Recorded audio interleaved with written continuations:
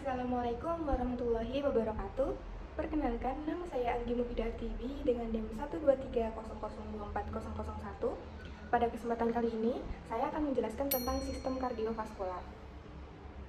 Pada gambar ini adalah gambar jantung. Jantung sendiri memiliki fungsi, yaitu untuk memompa darah ke seluruh tubuh dan memastikan sel-sel mendapatkan suplai oksigen dan nutrisi yang cukup.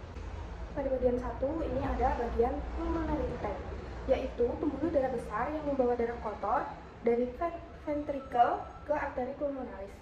Dan yang kedua, bagian kedua, ini ada kaltu pulmonalis yang memiliki 3 daun yang berfungsi untuk mencegah darah mengalir balik dari arteri pulmonalis ke ventricle kanan. Dan yang ketiga, ini ada vena cava superior yang berada di bagian kanan atas dada, yang berfungsi membawa darah dari kepala, leher, lengan, dada untuk kembali ke jantung. Yang keempat, ini ada arteri pulmonalis. Arteri pulmonalis ini bertugas membawa darah yang kaya akan karbon dioksida dari jantung menuju ke paru-paru. Arteri pulmonalis ada 2, yaitu sebelah kanan dan sebelah kiri. Sebelah kiri berada pada bagian nomor 12. Dan yang bagian kelima ini ada vena pulmonalis. Vena pulmonalis ini adalah pembuluh darah yang terletak di antara paru-paru dan jantung. Vena pulmonalis terbagi menjadi 2, yaitu pada bagian kanan dan kiri yang terdapat pada nomor 13. Vena pulmonalis ini berfungsi untuk membawa darah kaya oksigen dari paru-paru kembali ke jantung. Sepasang vena pulmonalis ini keluar dari paru-paru melalui hilium atau akar paru-paru. Dan yang selanjutnya, nomor 6, ini ada atrium kanan atau serambi kanan. Atrium kanan atau serambi kanan ini bertugas untuk menerima darah yang memiliki kandungan oksigen rendah dan karbon dioksida yang tinggi dari seluruh tubuh melalui pembuluh darah vena. Selanjutnya ini nomor 7 ada katup tricupsidalis. Katup tricupsidalis ini terbuka untuk mengalirkan darah dari atrium kanan ke ventricle kanan. Kemudian yang ke-8 ada ventricle kanan. Ventricle kanan ini berfungsi untuk menerima darah kotor dari serambi atau atrium kanan. Yang ke-9 ini ada vena cava inferior. Vena cava inferior ini bertanggung jawab penuh atas pengangkutan seluruh darah vena dari perut dan ekstremitas bawah kembali ke sisi kanan jantung untuk oksigenasi. Dan yang ke-10 ini ada descending aorta, yaitu bagian aorta yang membawa darah bersih dan bertanggung jawab dengan organ tubuh yang bagian bawah. Yang ke-11 sendiri ini ada aorta. Aorta adalah pembuluh utama yang melalui darah kaya akan oksigen dari jantung ke seluruh tubuh. Aorta juga menyalurkan nutrisi dan hormon. Nomor 12 ini arteri pulmonalis yang bagian kiri, sama seperti yang arteri pulmonalis pada nomor 4 tadi yang bagian kanan.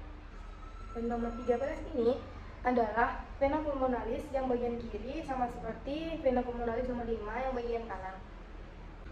Dan pada bagian 14 ini ada atrium kiri atau serambi kiri yang bertugas untuk menerima darah yang kaya oksigen dari paru-paru melalui vena pulmonalis. Nomor 15 ini ada katup aorta. Katup aorta ini terletak di antara ventricle kiri dan aorta yang membawa darah beroksigen dari jantung ke seluruh tubuh. Katup ini terbuka agar membiarkan darah mengalir dari ventricle ke aorta dan menutup untuk mencegah darah mengalir kembali ke ventricle kiri. Yang ke-16 ini adalah katup mitral atau bicuspidalis. Katup ini terbuka untuk mengalirkan darah dari atrium kiri atau serambi kiri ke ventricle kiri dan menutup kembali untuk mencegah darah mengalir kembali dari ventricle kiri ke atrium kiri. Nomor 17 ini ada ventricle kiri yang menghubungkan hampir semua sistem organ melalui fungsinya, yaitu untuk memompa darah beroksigen ke seluruh tubuh. Dan yang terakhir nomor 18 ini ada interventricular spetum, yaitu dinding segitiga yang memisahkan ventricle kanan dan ventricle kiri pada ruang bawah dan berperan penting untuk menjaga aliran darah yang benar. Kemudian yang gambar berikutnya ada gambar komposisi darah. Pada bagian komposisi darah ini yang pertama ada Yang pertama ada blood vessel. Blood vessel ini adalah pembuluh darah yang berfungsi mengalirkan darah ke organ dan jaringan dalam tubuh. Yang kedua ada tunica intima. Tunica intima ini adalah lapisan terdalam dari dinding darah. Lapisan ini berfungsi sebagai penghalang, pelindung, dan membantu mengatur aliran darah. Dan yang ketiga ada tunica media. Tunica media ini adalah lapisan tengah dari dinding darah. Jaringan ini mengandung serat otot poros yang bertanggung jawab untuk vasokonstriksi atau penyempitan pembuluh darah di arteri. Yang keempat, ini ada lapisan terluar dari dinding darah, yaitu tunica adventitia. Bagian ini lapisan terkeras yang sebagian besar terdiri dari serat kolagen yang berfungsi sebagai elemen pendukung. Dan yang kelima, ini ada sel darah merah. Sel darah merah ini biasa disebut dengan red blood cell atau eritrosit. Eritrosit ini memiliki fungsi yaitu satu, pengiriman oksigen dari paru-paru ke jantung. Yang kedua, mengumpulkan CO2 dari sel-sel privet dan mengembalikannya ke paru-paru. Kemudian yang keenam ini ada sel darah putih atau white blood cell, biasa disebut dengan leukosit. Leukosit ini tidak berwarna karena tidak mengandung hemoglobin. Pada sel darah putih ini berperan dalam kekebalan dan mekanisme pertahanan yang bertugas melawan patogen asing seperti bakteri, virus, jamur yang masuk ke dalam tubuh kita. Kemudian yang ketujuh ada platelet atau trombosit. Trombosit ini berbentuk cakram kecil yang membantu mengatur aliran darah saat bagian tubuh kita rusak, sehingga membantu pemulihan cepat melalui pembekuan darah. Dan kemudian yang terakhir nomor 8, ini ada plasma darah.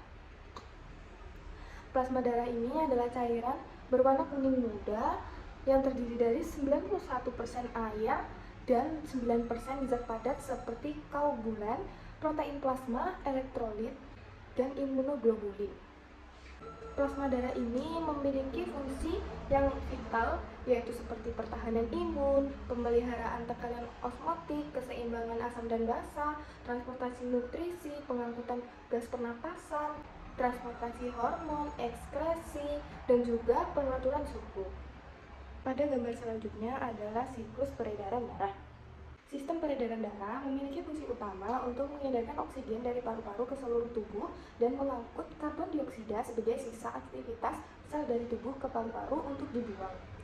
Selain itu, peredaran darah juga memiliki fungsi lain, yaitu mengangkut nutrisi yang diperlukan untuk metabolisme dari sistem pencernaan dan membawa sisa metabolisme ke ginjal untuk dibuang. Ketika keluar dari jantung menuju ke seluruh tubuh dan akhirnya kembali ke jantung, darah mengalir di dalam pembuluh darah. Pada bagian yang pertama, ini ada kapiler. Kemudian yang kedua ada vena pulmonalis. Yang ketiga ada arteri pulmonalis. Yang keempat ada serambi kanan. Yang kelima ada bilik kanan. Ini bilik kanan yang kelima. Yang keenam ini ada paru-paru. Yang ketujuh ini ada serambi kiri. Yang kedelapan ada bilik kiri.